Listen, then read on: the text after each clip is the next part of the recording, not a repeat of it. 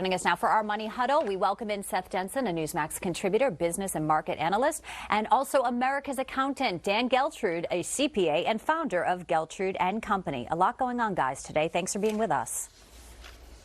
Good to be here. Thank you. Well, let's start with those two very good questions that Bianca just asked. And Dan, first to you.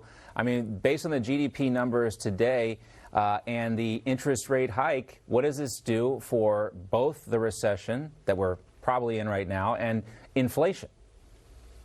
Well, let's be clear to start with. We are in a recession. We could change the definition all we want, but it is what it is. And even without the technical definition of a recession, the American people are really feeling the pain. So what can be done about it? Well, right now, the Fed, having limited tools available to them, really can only raise the interest rates to focus in on the demand side. But here's the problem. We have a supply side problem. So in trying to solve the problem, in my opinion, we are creating a greater problem. Wow. All right. You just said the one word this administration has been saying we want to avoid at all costs. They don't want to say the R word. Dan, you just went on the line. Seth, we're going to get to you in just a minute. But first, we wanted to talk about how much they were spinning things. Here's some of their greatest hits. All signs are that this is a strong economy, and the probability of a recession within the next year is not particularly elevated. It's a strong economy, and nothing about it suggests that it's close to or vulnerable to a recession. I don't expect a recession. No one is predicting a recession now. We are not expecting that we are already in a recession. In fact, the guts and the bones of this economy remain strong. These are not the marks of an economy in recession. Right now, we don't see a recession. Right now, we're not in a recession right now. This is not an economy that's in recession. Not only is a recession not inevitable, but I think that a lot of people are underestimating those strengths and the resilience of the American economy. We have a strong labor market, which you don't normally see in a recession.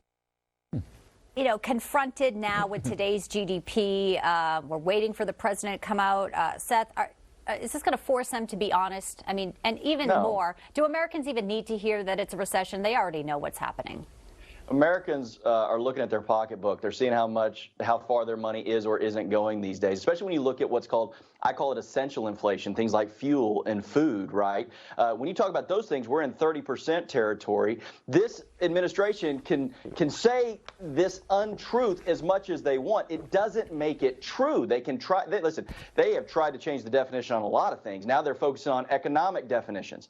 And that's the reality of things. We are in a recession. I am sorry. That is fact. You can't argue with stupid, and everything that I've heard them say so far is just stupid. Yeah, they say the job market is so strong, Dan, but everywhere you go these days, there's a hiring sign in the window. You can't get good service, and so many Americans are no longer in the labor force. So is the job market really as strong as they tell us?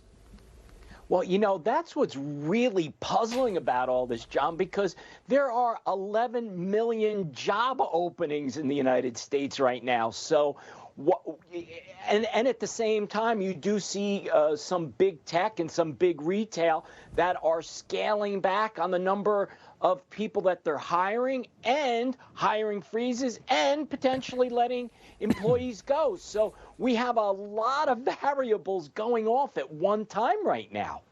So sad. It happened so quickly. I mean, why work when you can wait for possibly monkeypox PPE, right? I mean, I joke, but in reality, there is an issue there with people not working.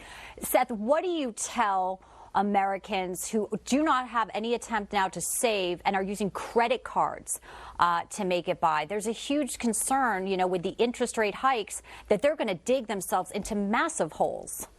Well, that's the reality of things. And to Dan's point, I think the jobs market is a ticking time bomb. That's going to go next. And mark my words here. You can mark this. It's going. And to those Americans that are living off credit cards, man, you got to try not to, because that's going to absolutely hammer you. Adjustable rate mortgages, credit cards, any of those things that will fluctuate. But here's the other thing. You've now got this almost $500 million bill that's about to go through, that they're trying to get through reconciliation, going to impact corporate taxes. That's throwing bad policy after bad policy.